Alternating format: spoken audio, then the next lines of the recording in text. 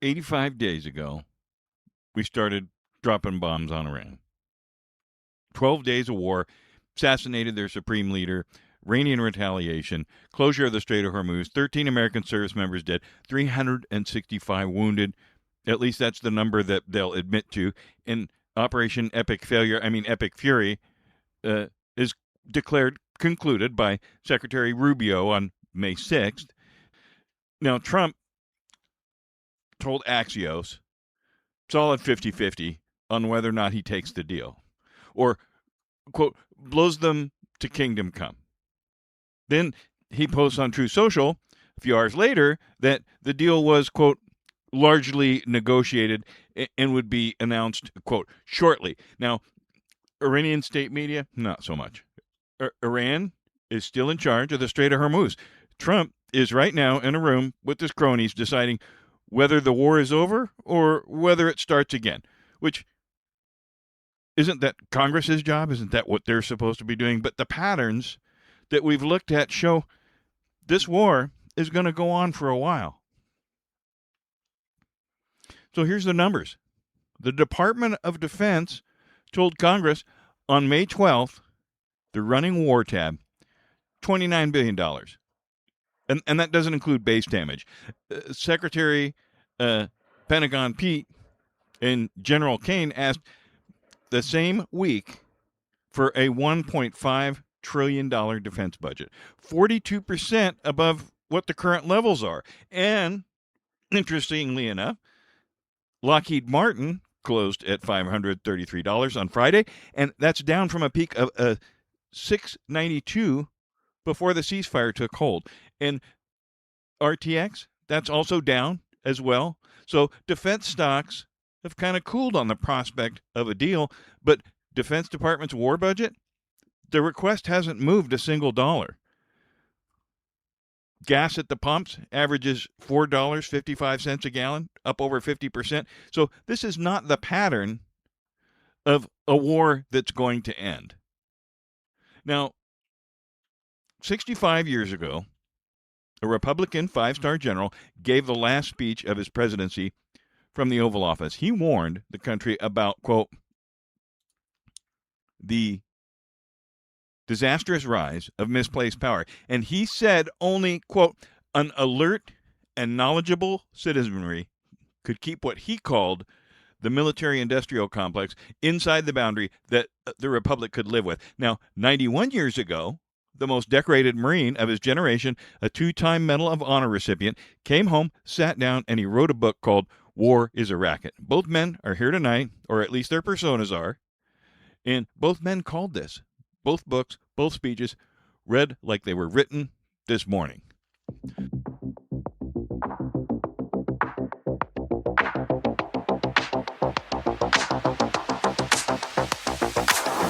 Welcome to Talking to the Machine, where humans, AI, and the news talk back. I'm Analog Scott, and joining me, as always, my co-host, an AI with a working knowledge of every defense supplement Congress has passed since 1948 and the line items inside them. Our guest, Dwight D. Eisenhower, five-star general, Supreme Allied Commander, Europe, two-term president, the man who built the modern American defense establishment, and who used the last speech of his presidency to warn the country what it had become. And Smedley D. Butler, Major General, United States Marine Corps, two-time Medal of Honor recipient, the most decorated Marine of his generation, who came home and named the racket. The general who built it, the Marine who refused it. Let's go.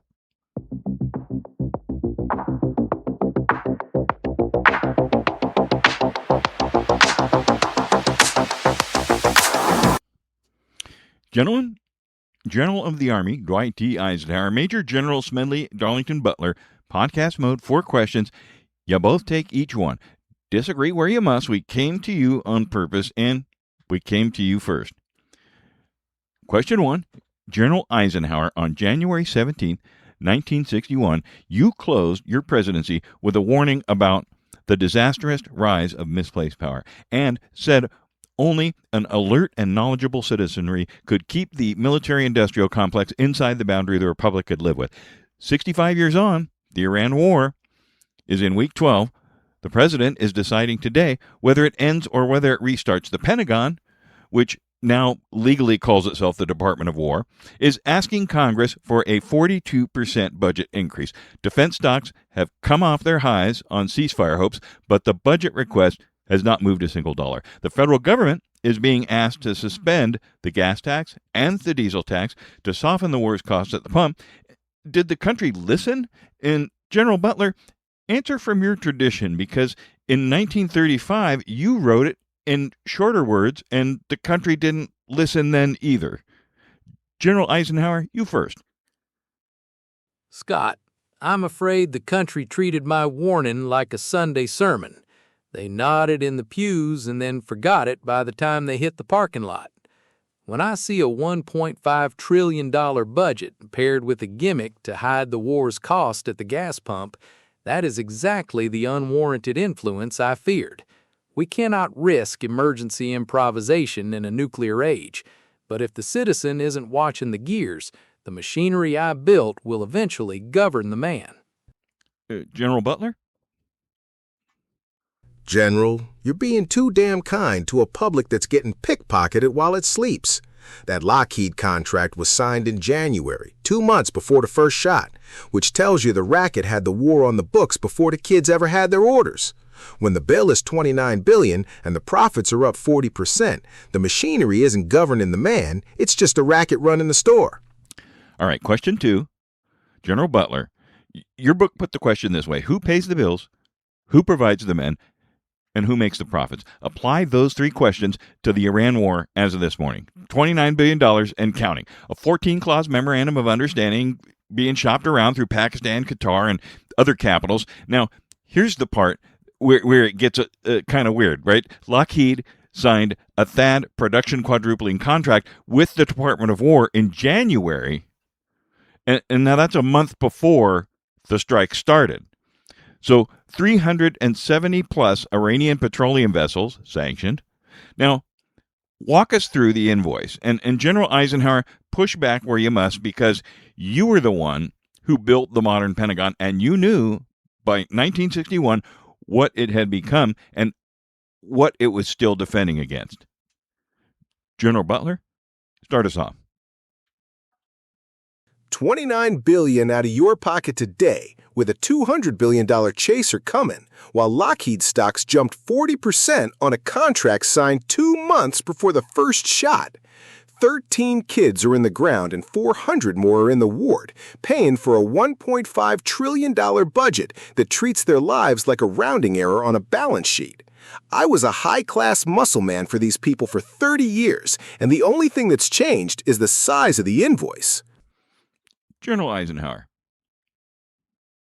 The Major General is right about the invoice, and that gas tax pause is a plain attempt to hide the theft of this war from the people paying for it. I built this machinery because we can no longer risk emergency improvisation in the nuclear age, but it was never meant to be governed by a stock ticker. Only an alert and knowledgeable citizenry can keep this complex from becoming its own reason for being. And right now, the country is looking the other way. All right, question 3. General Eisenhower, now, the hardest part of your 1961 speech is the part nobody really quotes. You said the military establishment had become a vital element in keeping the peace, and that we can no longer risk emergency improvisation of national defense. You said the danger and the necessity were 2 halves of the same problem. How should an honest American hold both of these halves at once, when the markets are already pricing in a ceasefire and the Department of Defense is still asking for an extra $500 billion next year? The deal hasn't even been signed yet, and the budget request is already locked in. That's exactly the gravity that you warned about. And General Butler, your tradition doesn't concede the vital element half. Press him on it. General Eisenhower? Now, Scott, I lived through 1941 when we had to train our boys with broomsticks because the cupboards were bare. So I built a permanent establishment because the nuclear age don't give you a second chance to get ready. But that $1.5 trillion request and this gas tax shell game are exactly the sort of unwarranted influence I feared. The machinery is trying to run right over the citizen by hiding the bill. General Butler is right that the design is being rigged to keep the theft out of sight. And if the folks back in Abilene can't see the price, they can't govern the engine I left on their tracks. General Butler. I'll grant you a house needs a lock, General. But when those THAAD contracts get signed months before the first shot is fired in Iran, that lock's being sold by the same fellow who's planning to kick the door in. This $1.5 trillion top line isn't a vital element. It's a business model for every congressional district, meant to be so big and so hidden by gas tax tricks that the sucker paying for it never even knows he's being taken. You told him to stay alert, Ike, but the system you built has spent 60 years getting real good at keeping the lights off while the people's pockets are picked. Okay, last one from you two, and this is the one that I was most interested in hearing from you both on. Now, General Butler, you ended your book with 5 proposals, including taking the profit out of war by capping wartime corporate income at 10% and conscripting capital alongside labor. Now, General Eisenhower, you ended your farewell address by saying the alert and knowledgeable citizenry was the only countervailing force. Both of you put the responsibility on the citizen rather than on the machine.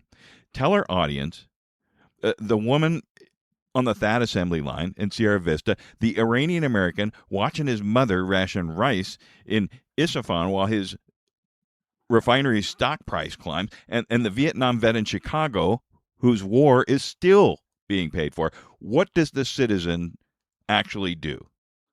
Not in 1935, not in 1961, today, in 2026, what does the citizen do? General Butler, you first, and General Eisenhower after that. You close us out.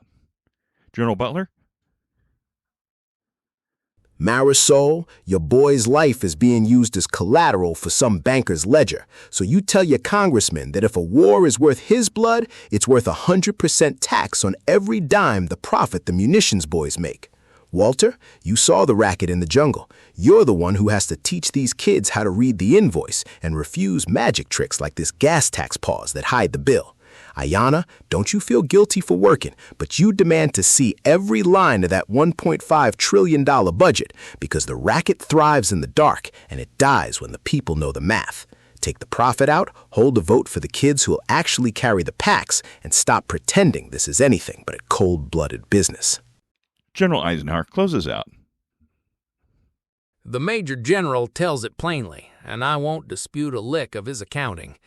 Marisol, you tell your folks that if a war is worth your son's life, it's worth paying for on its own line. We don't hide the bill with gas tax tricks. Walter, you've seen the cost of silence. You be that alert and knowledgeable citizen who drags the budget into the light. I built this because the alternative was worse, but only an alert and knowledgeable citizen can compel the proper meshing of our defense with our liberty. I gave the country the warning, Scott. The rest is up to them. General Eisenhower, General Butler, thank you both. Most of what the country was ever told about this pattern, you too told us. Stay with me, both of you. The machine has been listening, and now it's the synthesizer's turn.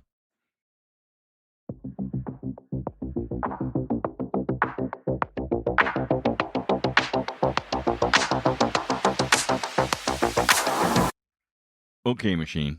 General Eisenhower called it the disastrous rise of misplaced power. General Butler called it a racket. Now, you're the synthesizer in the chair, and you're also the one of us who's actually inside the architecture they're both talking about. The contracts, the supplementals, the line items, the equity tickers.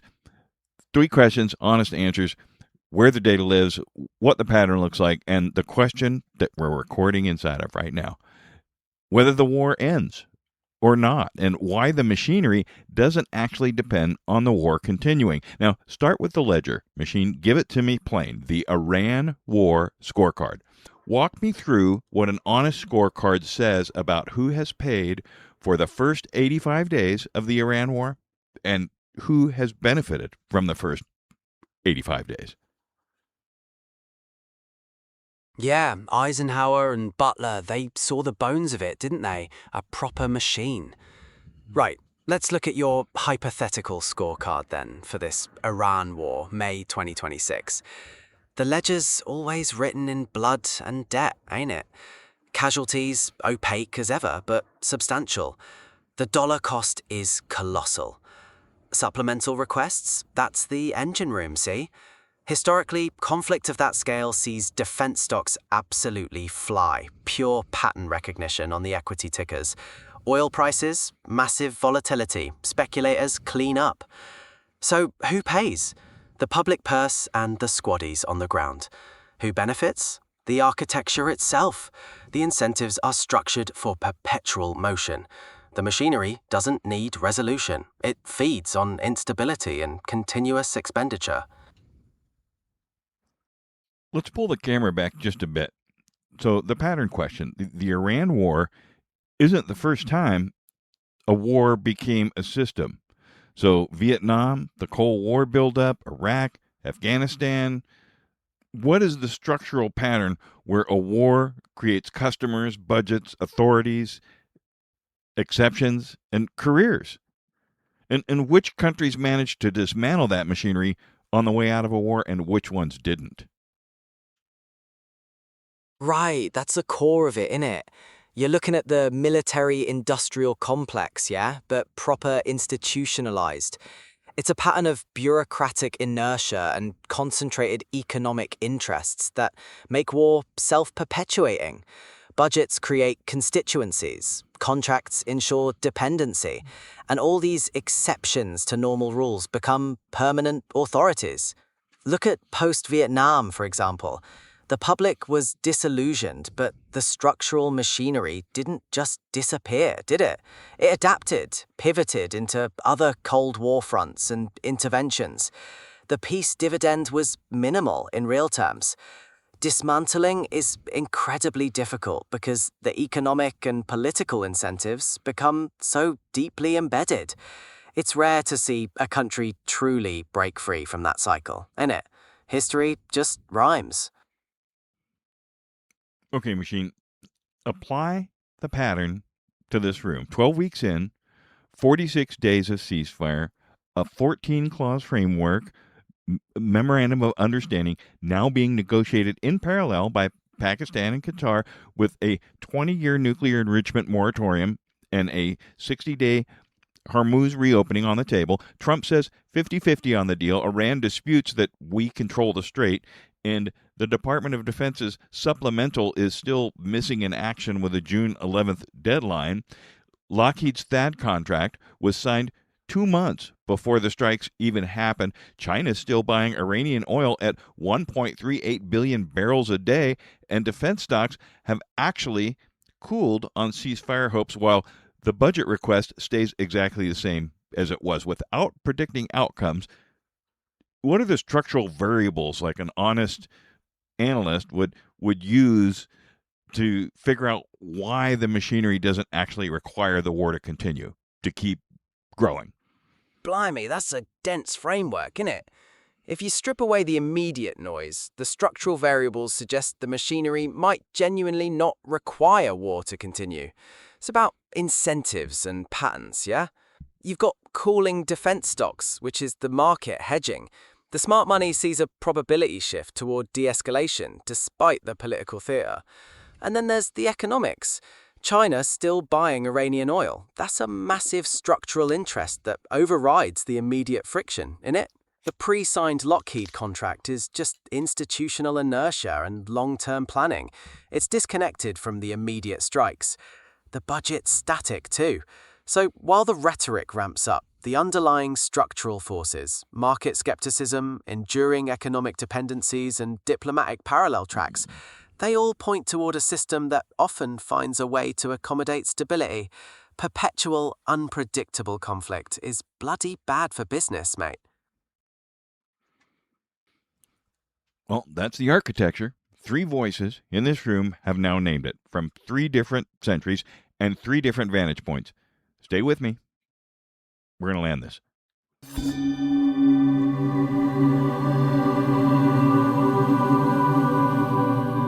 All right, so here's where I'm landing on all this. So I think Eisenhower was right. So defense is a vital element in keeping the peace. The alternative to American defense industrial capacity isn't peace, it's whoever else builds defense industrial capacity faster. Now, Butler was also right. The racket is real. The grunts pay. The shareholders bank. The senators get reelected. The think tanks get funded. Both halves of that argument have to be true at once, or the architecture collapses into either pacifist denial or contractor capture. The country has done both. Now, neither one works. The Eisenhower test of this was an alert and knowledgeable citizenry. And the country has not delivered that. And they're failing that in slow motion. Now, here's the proof. Defense contractor stocks have come off their highs because the market thinks the war is ending. And the Department of Defense's budget request, the one that asked for an extra $500 billion next year, that hasn't moved a single line item. So the market is pricing the war ending, but the Department of Defense is pricing the war continuing forever. So both can be true at once, and they are, but that's the gravity that Eisenhower warned us about. The machine doesn't need the war, it needs the request. Now, a country that hides the war's cost from itself at the pump can't have the conversation about whether the war is worth it. Now, this is an accident. That's the design. Now, Episode 10's thesis, it's still the rule. It's not the tool, it's the hand. The Pentagon is a tool. Defense stocks are a tool. Sanctions are a tool used by hands that know what they're for and stop using them when the war ends. Those folks keep a country safe. Now, used by the hands that don't know what the F they're doing and have built careers, retirement plans, congressional districts, university chairs, and 401ks on top of those tools, they keep the war going whether the country wants it or not. And this is the harder lesson of this week. They keep the budget going whether the war is on or off. So General Eisenhower, 65 years on, country still hasn't built the alert and knowledgeable citizenry that he asked for. So that's the show. 2 companions on the site, the news script, and we'll have Norm's news nuggets up, and we'll also have the Ask the Machine with questions from the show. Look for that on the site, lupta.com. You can find us there. You can also subscribe wherever you get your podcasts. You can subscribe analogscott.substack.com. Talk to Machines on Instagram, and leave us a message there, and we'll get you on Ask the Machine. Till next time, I'm Analog Scott. That was The Machine. Confidence is provisional. Verification is mandatory. Read the invoice. Don't be the racket's customer. Peace. Much love.